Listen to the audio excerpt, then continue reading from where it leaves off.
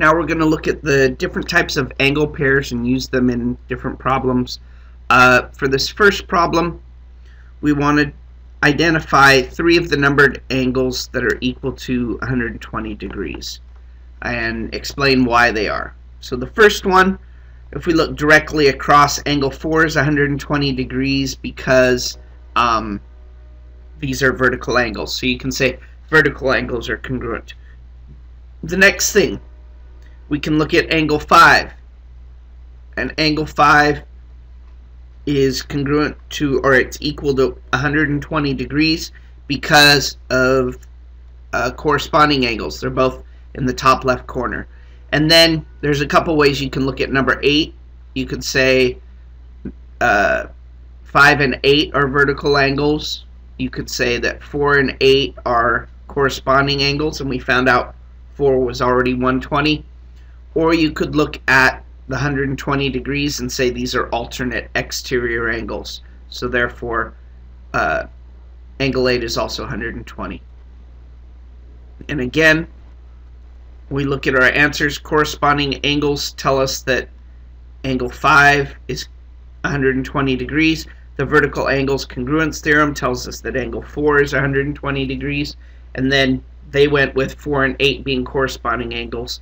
So therefore, angle 8 is also 120 degrees. And here's the same problem basically. If we know angle 1 is 105 degrees, we know angle 4 is also 105 degrees because of vertical angles. We know angle 5 is 105 degrees because of corresponding angles.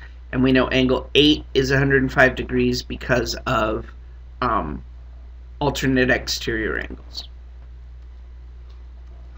So they said 4 because of vertical angles, 5 because of corresponding angles, and like I said, alternate exterior angles for angle 8. Now for this next problem, we want to find the value of x. The first thing we should notice is that angle 4 is 115 degrees. So I'm just going to write 115 degrees in there for that angle. And then if we look, these two angles are consecutive interior angles, or as they're also called, same side interior angles, and we know that same side interior angles are supplementary. So we can state that x plus 5 plus the 115, since they're same side interior, they're supplementary and they're equal to 180. We combine like terms here and we get x plus 120 is equal to 180, and subtracting the 120 from both sides, we get x is equal to 60.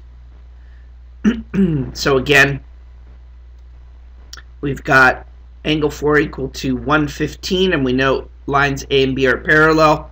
So we start off with angle 4 plus x plus 5 equals 180. We substitute in 115 for angle 4, combine like terms, and subtract 120 from both sides. We get x equals 60. And here's a similar problem. I'm going to go ahead and label the figures so that we can see what's going on. We know that angle 6 is 68 degrees. I'm sorry, angle 3 is 68 degrees, and angle 8 is 2x plus 4 degrees. So there's no real relationship here, but what we can do is we can state that since angles 3 and 4 form a linear pair, we can find the measure of angle 4 by doing 180 minus 68. And if we do that, we get 112. Let's see. Yes, that looks right. So 112. And now that we know that this is 112, we know that angle 4 and angle 8 are corresponding angles. So we can state that 2x plus 4 is equal to 112 because corresponding angles are equal to each other. We're going to solve for x. We subtract 4 from both sides, and we get 2x is equal to 108. Dividing both sides by 2, we get x is equal to 54. And that should be it. Let's take a look.